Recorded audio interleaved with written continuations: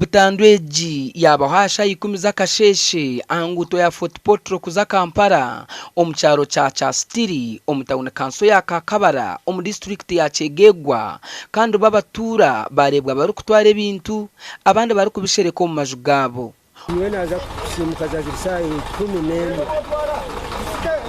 ndaza Motoka nesya hatusanga Motoka nesya ntaho biyambi bona ndandika select yona saha zimu ncyari ya murimo kazi bade saa 11 nangamba ikike kiriya kuguru nganda umuriro gwako okujyo kuduka kuka wanu tusinganye ki Motoka imaze kwata umuriro kandi ko kuzikiza umuriro nikakati sawa kalabira kiyazikiza umuriro. Okujirar conductor Brian Twanikani na driver tayenda kugamba amazina ge bagira ngo bayemerera kushesha okuza kureba bareba Motoka necumbuko mwika nuko kufutere enduru baketa batura bakabahwera arabura tuturikire twarura unaka ubwi andi we turora mwika nyarora sonda eje nyakiro muro nyagurorera agati migwakira agati yayo firing wishes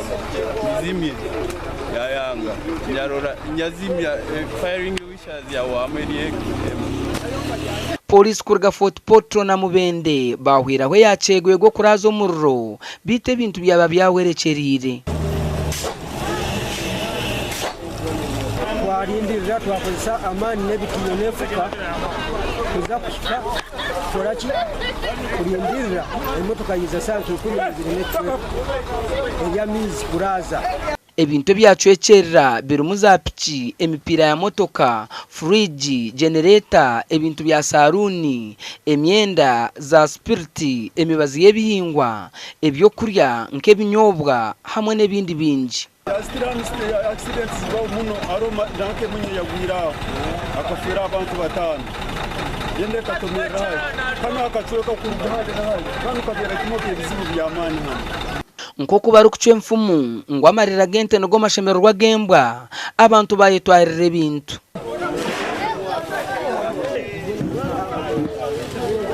ninterera abantu bekitweka kino ebintu bine bibaire bisherire mu Motoka harimo ebyokulya ebinyobwa n'ebindi